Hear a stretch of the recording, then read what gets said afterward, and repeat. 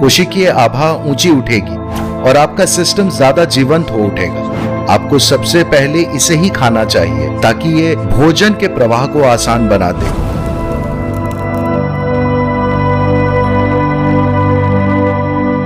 देखिए, अगर आप मानव शरीर को भीतर से जानते, आप खुद ही इस पर गौर करते। बस देखिए कि जब पेट में खाना मौजूद होता है तब शरीर कैसा महसूस करता है और जब पेट खाली होता है तब शरीर कैसा महसूस करता है। आप पाएंगे कि आपका शरीर और दिमाग बेहतरीन रूप से काम करते हैं जब पेट खाली होता है। अगर आपका पाचन तंत्र लगातार भोजन पचाने में लगा हुआ है तो स्वाभाविक है कि ऊर्जा की एक खास मात्रा उसमें जा रही है। तो आपका शरीर और आपका दिमाग दोनों अपने बेहतरीन स्तर पर काम नहीं करेंगे। थोड़ा थोड़ा खाने की वजह से शायद आपको आलसपन महसूस न हो, लेकिन आप पाचन की प्रक्रिया को रोक नहीं सकते। भोजन करने के बाद जब पाचन की प्रक्रिया शुरू होती है तो हर जानवर नीचे बैठ जाता है। वो बस बैठ जाते हैं क्योंकि दूसरी चीजों के लिए पर्याप्त ऊर्जा नहीं बचती है।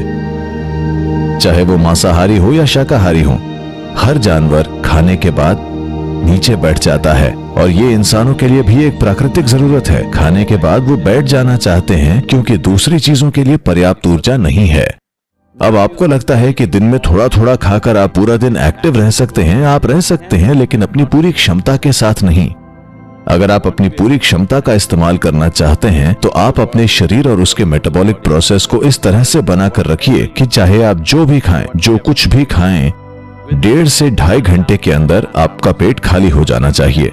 योग हमेशा इसी चीज पर जोर देता है कि 1.5 से 2 घंटे के अंदर आपका पेट खाली हो जाना चाहिए। पेट खाली होने का मतलब भूखा होना नहीं।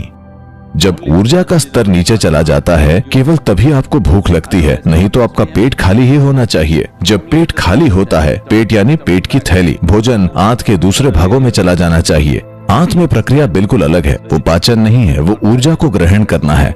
उसमें ज्यादा ऊर्जा नहीं लगती, पाचन प्रक्रिया में लगती है। जब खाना पेट की थैली में मौजूद हो तो बेहतर है कि आप अपनी गतिविधि को कम कर लें। अब अगर सारा दिन आपके पेट में खाना मौजूद रहेगा तो आप अपने जीवन की पूरी क्षमता कम कर लेंगे। एक पहलू और है, जब पेट में खाना मौजूद होता है और पाचन प्रक्रिया चल रही होती है तो सफाई तंत्र काम करना लगभग बंद कर देती है। 80% तक उसका काम रुक जाता है। जब मैं सफाई तंत्र कहता हूं तो यह कोशिकाओं के स्तर पर है। शरीर का जो शुद्धिकरण हो रहा है वो लगभग 80% तक रुक जाता है, या यूं कहें कि वो सारी गंदगी जो शरीर के बाहर निकलनी थी वो अब नहीं निकलेंगी, जो कुछ समय के बाद आपके लिए तरह तरह की समस्याएं पैदा करेंगी। और अगर आप अलग अलग समय पर खाते हैं तो आपकी आंतों की सफाई की प्रणाली असरदार तरीके से काम नहीं करेगी, क्योंकि वेस्ट मैटर किसी खास समय पर बड़ी आंत में नहीं आते, ये अलग अलग समय पर आते हैं, तो आपको उसमें भी प्रॉब्लम्स होंगी। इसीलिए आपका पेट भी पूरा दिन साफ नहीं रहेगा। पेट साफ न होने का मतलब है आप प्रॉब्लम्स को न्योता दे रहे हैं। आपका पेट हमेशा साफ रहना चाहिए। योग में यह बहुत ही महत्वपूर्ण है। किसी भी पारंपरिक प्रणाली में आप देखेंगे कि अगर आप एक आयुर्वेदिक डॉक्टर या किसी सिद्ध वैद्य या किसी के पास भी जाएं तो सबसे पहले वे आपकी सफाई करेंगे, क्योंकि वो जानते हैं कि आपकी ज्यादातर प्रॉब्लम्स पेट साफ न होने की वजह से हैं। और जिस तरह से लोग आज खा रहे हैं, पेट को साफ रखना उनके लिए एक बड़ी चुनौती बनने वाला है।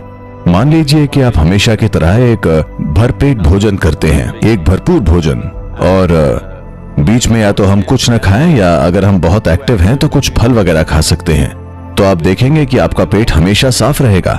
और लोगों को इसे आजमाना चाहिए, खुद को एक दिन साफ करके उन्हें देखना चाहिए कि कैसा महसूस होता है। अचानक आप अपने भीतर कुछ हल्का और सुंदर महसूस करेंगे। हर दिन आपको इसी तरह महसूस होना चाहिए।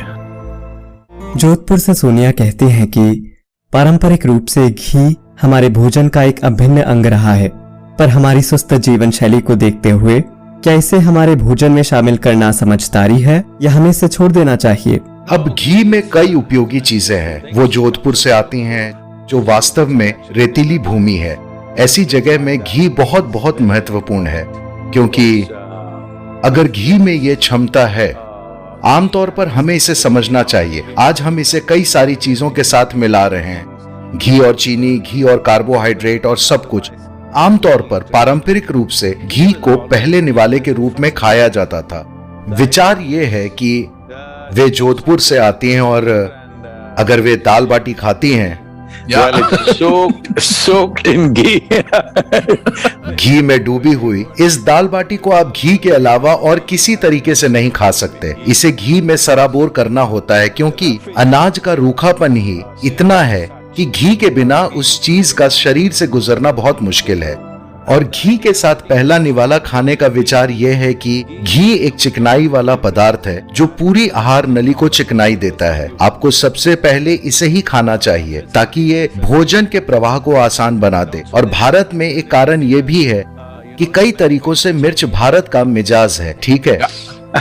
So, तो खास तौर से राजस्थान में मिर्च you know, because क्योंकि अगर एक ऊंट भी खाता है तो ये स्वादिष्ट होना so चाहिए। it is really तो वहाँ सच में मिर्च पर बहुत जोर दिया जाता है। जब आप बहुत मसालेदार भोजन खाते हैं तो उसे खाने से पहले आपके भोजन मार्ग पर घी की परत चढ़ाना बहुत अच्छा है।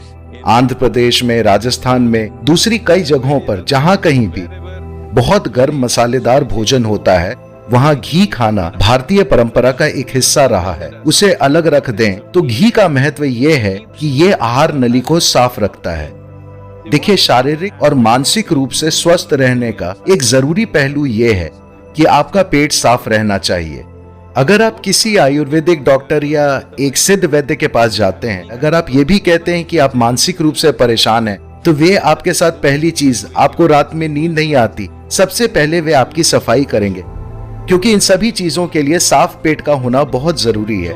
तो जो व्यक्ति घी का उचित तरीके से सेवन करता है उसका पेट हमेशा साफ रहेगा क्योंकि वहाँ कुछ नहीं चिपकता, वहाँ कुछ भी लंबे समय तक नहीं ठहरता। आज पेट का कैंसर, आंत का कैंसर बहुत ज्यादा हो रहा है। ऐसा नहीं है कि आप इसे पूरी तरह रोक सकते हैं, पर अगर एक निश्चित मात्रा में घी का सेवन किया जाए तो ये घटना बहुत कम होगी।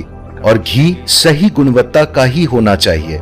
मुझे नहीं पता आज लोग कौन सा व्यावसायिक घी खा रहे हैं, पर अगर इसे उचित तरीके से गाय या भैंस के दूध से बनाया जाए तो इसके कई महत्वपूर्ण फायदे हैं। एक खास फायदा है कि आप कह रहे हैं कि ये एक आयुर्वेदिक सम्मेलन है। मेरे ख्याल से मैं ऐसा कहने की स्वतंत्रता ले सकता हूँ। ये सिस्टम के भीतर आभा को बढ़ाता है। कोशिकीय आभा ऊंची उठेगी और आपका सिस्टम ज्यादा जीवंत हो उठेगा, जो कि लोगों के साथ आपके व्यवहार में प्रकट होगा। ये सिर्फ घी खाने की वजह से नहीं है। अगर आप घी और कार्बोहाइड्रेट, घी और चीनी एक साथ खाते हैं तो ये फैट के रूप में जम जाता है। पर अगर आप सिर्फ घी खाते हैं या भोजन के पहले निवाले के साथ थोड़ा घी खाते हैं तो ये चिकनाई के रूप में ज्यादा काम करता है। जब घी अकेला शरीर में जाता है तो उसे पचाने की शरीर की क्षमता बहुत कम हो जाती है, पर जब ये किसी चीज के साथ मिलकर शरीर में जाता है तो ये फैट इकट्ठा करता है। तो सुस्त जीवन के लिए, आपके सवाल में सुस्त जीवन का मुद्दा था, जो तभी होता है जब आप उसे चीनी और कार्बोहाइड्रेट के साथ मिलाते हैं, वरना घी आपको किसी भी तरह मोटा नहीं करता। ये आहार नली में एक चिकनाई वाले पदार्थ के रूप में ज्यादा काम करता है।